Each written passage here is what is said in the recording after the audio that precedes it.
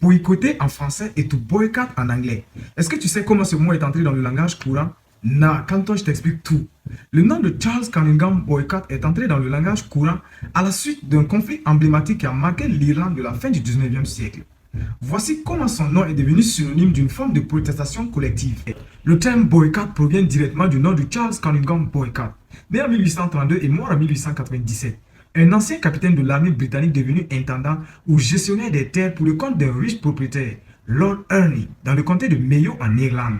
À l'automne 1880, en pleine crise agraire, les fermiers locaux appuyés par la Ligue agraire Irish Land League et son dirigeant Charles Stewart Parnell lui ont intenté un conflit pour protester contre ses méthodes inflexibles et les loyers excessifs.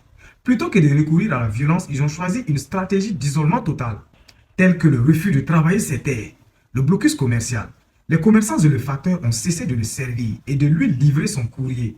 Plus personne dans la communauté ne lui adressait la parole. Cette mise en quarantaine fut si efficace et médiatisée que le nom boycott a été utilisé par la presse pour décrire cette nouvelle forme d'action protestataire. Le verbe to boycott est rapidement entré dans l'usage courant en anglais, puis a été adopté en français dès 1881 sous les formes boycottage puis boycott. Likez, partagez la vidéo si elle vous a plu, donnez vos avis en com et surtout n'oubliez pas de vous abonner pour d'autres pépites de culture G. Ciao!